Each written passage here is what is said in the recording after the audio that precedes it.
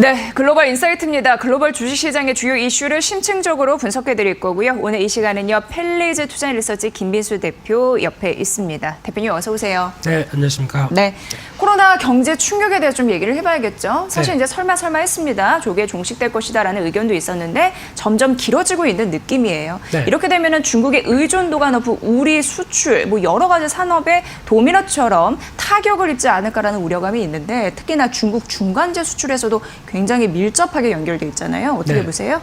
네, 일단 예. 가장 중요한 게 이번에 코로나19 사태로 인해서 네. 중국이 공장 가동을 좀 멈췄다라는 예. 관점들, 이런 쪽에 대해서 나올 수 있는 여파라고 봐야 되겠죠. 예. 그래서 지금 현재로는 기사로 봤었을 때는 한 80%대까지는 가동률을 올렸다라고 얘기를 하고 있고, 네. 한 3월달 들어가게 되면 이제 본격적으로 정상화가 될 것이다라는 쪽으로 나오고 있는데, 그렇다고 하더라도 또 그동안에 이어졌던 생산 중단과 함께 이어지는 여러 가지 변화를 보게 되면 아무래도 이번에 대외정책연구원에서 발표했던 코로나19 사태의 주요국 경제에 대한 영향과 시사점에 대한 보고서에서도 잘 나오는 내용이라고 봐야 될 것 같고요. 네. 그래서 이런 사태가 이어지면서 이 중국산 중간재 공급에 대한 차질이 나오게 되면 가장 큰 타격이 어딜 받을까라고 봤었을 때 한국과 미국이 가장 큰 타격이다라는 결론으로 나오고 있고요. 네, 네. 특히 일본이나 홍콩, 아세안 국가 같은 경우도 경제 협력과 관련된 부정적인 영향들, 다 아시는 것처럼 현지 진출한 기업들과 함께 어떤 수입 기업에 부정적인 영향을 끼칠 수밖에 없다는 부분들이 계속 도마에 오르고 있는 상황들이라고 네. 봐야 될 것 같고요. 그런 측면으로 봤을 때 중국의 국가별 중간재 수출액과 비중에 대한 순위를 한번 보시게 되면요, 가장 눈에 띄는 게 의외로 미국이 한 10% 가까이 되는 쪽으로 중간재 수출로 나오고 있는 나라고요. 예. 그 다음이 바로 한국입니다. 한 6.5%대 비중을 차지하고 있고요. 그 밖에 일본과 독일 모두 다 제조업 강국이죠. 이쪽도 그렇죠. 예. 한 5%에서 3%대 비중을 차지하고 있고요. 나머지 아세안 국가까지 연결이 되고 있는 상황들인데, 특히 지금 현상을 봤을 때 2003년도 사스 사태와 비교를 했었을 때 중국이 세계 경제에 차지하는 비중들이 상당히 높죠. 예. 그러다 보니까 그에 따른 여파가 좀 커진다고 봐야 될 것 같은데, 대표적으로 그 당시 같은 경우는 중국이 한 세계 경제에 차지하는 비중이 4.3%대, 그리고 교역량이 한 4.6%대로 그렇게 크다고 보긴 힘들었었는데, 지금은 이제 2018년도 기준으로 봤을 때는 마찬가지로 세계 경제에 차지하는 비중이 한 15% 이상으로 나오고 있고요. 교역량도 한 10%대 차지를 한다라고 하게 되면, 이를 그림으로 보시게 되면은 무엇보다 이제 중국의 GDP가 성장하면서 나오는 여파라고 봐야 되겠죠. 그에 따라서 교역량도 중국 중심으로 계속 꾸준하게 성장을 했다는 관점 쪽으로 봤을 때, 이에 따른 여파가 여러 가지 세계 경제에 미치는 영향 쪽으로 나오고 있다라고 봐야 될 것 같고요. 그럼 이제 산업별로 봤었을 때 어떤 품목들이 가장 중국과의 영향 쪽에서 타격을 받느냐라고 봤었을 때, 가장 눈에 띄는 쪽이 중국산 1차 금속 중간재 관련된 수입국이 한국이 10.9%입니다. 그러다 보니까 가장 큰 비중을 차지하고 있다는 관점 쪽에서 금속 관련된 쪽에 대한 여러 가지 여파들이 크다고 봐야 될 것 같고요. 그 밖에 또 여파를 보게 되면 전자부품 쪽이 8.5%대고요. 화학 쪽이 한 7.5%대, 화학 쪽 같은 경우는 미국에 이어서 두 번째 정도라고 바라보고 있는데, 이런 상황이 나오다 보니까 대표적인 중간재라고 하는 어떤 전자부품 쪽에서나 금속까지 영향력이 미치고 있다는 관점들인데, 그 밖에 섬유의복, 기계, 그리고 또 자동차 운송, 이번에 현대차에 대해서도 생산 중단을 불러일으킬 만큼 이쪽도 타격을 좀 입었다고 봐야 될 부분들이죠. 그래서 여러 가지로 봤었을 때 중간재에 대한 영향력은 있는데, 또 국가별로 봤었을 때 한국과의 영향을 또까지 지켜보게 되면은, 일단 일본 같은 경우로 보게 되면요, 먼저 수출 규제가 이제 먼저 이어지다 보니까 소재 업종에 대한 실적 위축이 같이 이어졌던 부분들이고, 게다가 중국 내 공장이 중단된다라는 어떤 영향권까지 이어진다라고 봤을 때 현지 진출한 국내 기업들도 같이 영향을 받는 상황들이 되겠죠. 또는 대만 같은 경우도 가장 중요한 게 애플의 협력업체인 대만 폭스콘의 중국 내 공장이 가동 중단되는 부분들, 네. 이쪽으로 봤었을 때 영향은 있다고 하더라도 상대적으로 한국 쪽은 수출과 수입이 차지하는 비중이 한 2, 3%대다라고 하게 되면 그렇게 큰 영향력은 좀 없다고 봐야 될 부분들이고요. 또나 아세안 주요 국가 같은 경우는 조금 더 영향력이 크다라고 봐야 될 것 같습니다. 예, 예. 특히 중국에 의존하는 전체 수출이 14%대, 그리고 수입 비중이 20%대까지 나오다 보니까 중국에 휘둘리는 영향력이 크다고 봐야 될 것 같고요. 그렇죠. 예. 또한 한국도 마찬가지로 아세안 국가 쪽에서 2대 수출 대상으로 떠오르는 상황들이고 3대 투자 지역이죠. 게다가 매년 900만 명 정도 방문하는 어떤 최대 경제 협력 파트너이기 때문에 우려감이 큰 상황이라고 봐야 될 것 같고요.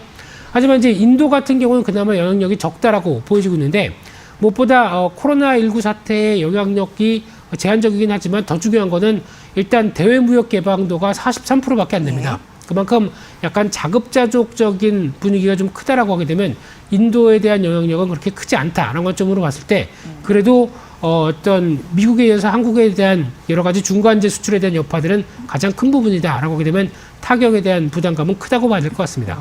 그래요. 우리나라가 이제 중국 중간재 수입 세계 2위입니다. 그렇기 때문에 앞으로 이 사태가 장기화되면은 전자, 화학, 철강 쪽 직격탄을 맞을 가능성이 있기 때문에 걱정스러운 부분이죠. 그렇죠. 이 부분 함께 안고 리스크 관리 좀 해보셔야 될 것 같습니다. 같은 선상에서 한 이슈 더 알아보려고 합니다. 지금 미국이 지속적으로 중국 통신업체 화웨이를 견제하려는 그런 움직임을 보이고 있습니다. 네. 그렇다 보니까 화웨이 입장에서도 미국 시장 진출이 유원해진 흐름들이 나타나고 있는데 문제는 반도체 업황에 미치는 영향력 때문이 아닐까요? 어떻게 보십니까?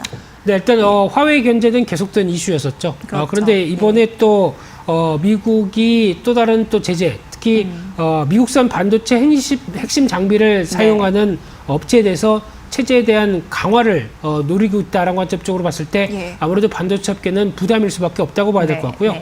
특히 작년에 한국이 국가별 반도체 장비 수입 비중을 봤을 때 미국이 가장 큰 수입 국가였습니다. 대표적으로 31.5%를 차지하고 있고요.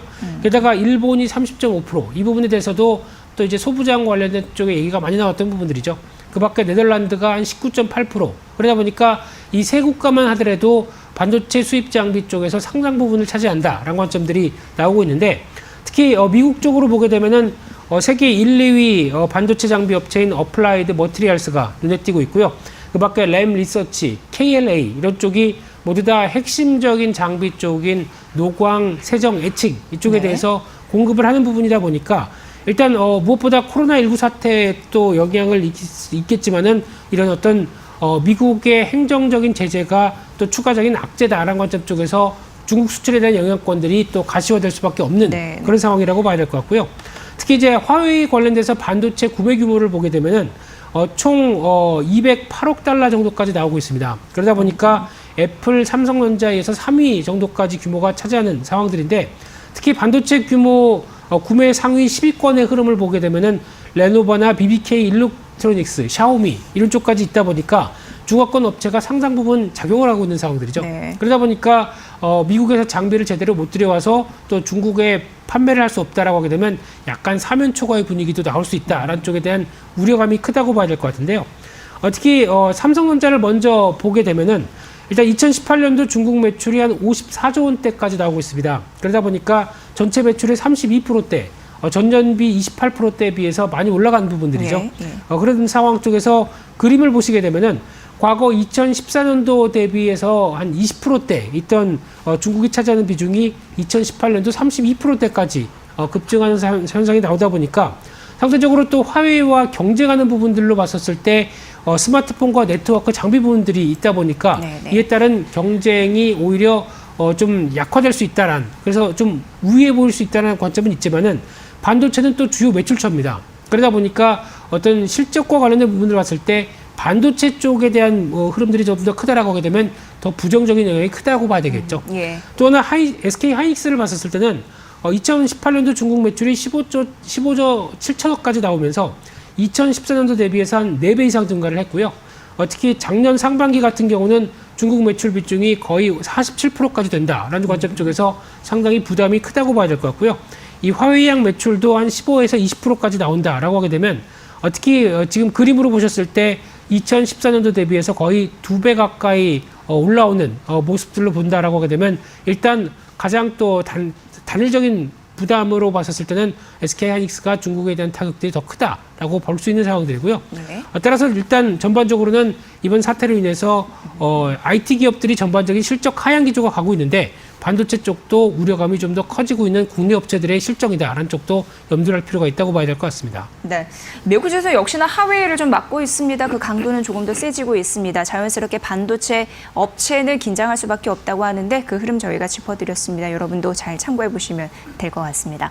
자, 오늘 저희가 전해드린 투자 정보 여러분 잘 활용해 보시고요. 그 결과는 시청자 여러분의 몫이라는 거 다시 한번 강조해 드립니다. 자, 글로벌 인사이트 함께했고요. 펠리즈 투자 리서치 김민수 대표와 함께했습니다. 잘 들었습니다. 고맙습니다. 감사합니다.